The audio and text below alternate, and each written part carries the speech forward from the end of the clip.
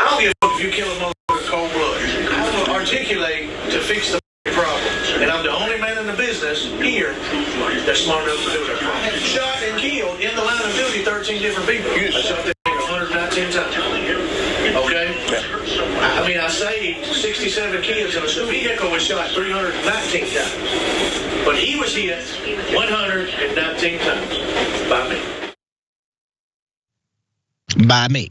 So there's a Lexington, a police chief in Lexington, Mississippi was caught on camera bragging about how many people he has killed and how he's killed them. And of course, you saw the language that he used in talking about those folks as if they weren't real people. There's other recordings from Chief Sam Dobbins is his name, bragging about getting away with those killings as well. Not just the fact that he shot an MFer 119 times and I got him, but that he got away with it. Which of course is part of the motivations, is reasons why he feels he can do these things. So this officer began to detail some of those cases that we heard there. And he's saying, I'm talking about a man had a gun, a man had to die. He described a shootout in a cornfield. Justified, bro, is what he said. I shot that N-word 119 times, okay?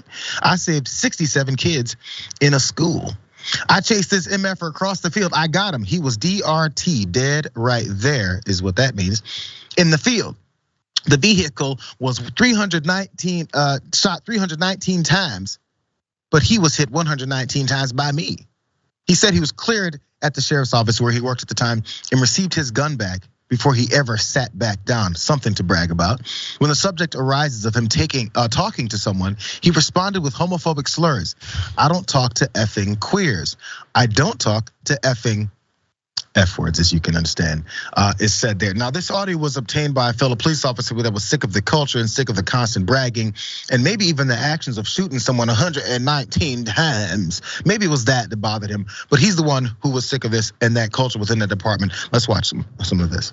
Audio obtained by the Mississippi Center for Investigative Reporting through civil rights organization Julian features a recording of Lexington Police Chief Sam Dobbins. The audio was obtained by another officer, Robert Lee Hooker, who called it, quote, appalling, racist, hateful, and detrimental to the welfare of the people. Hooker resigned from the Lexington PD last week, citing a toxic work environment. In late July, the Lexington Board of Aldermen voted to fire Dobbins. An interim police chief has since been appointed.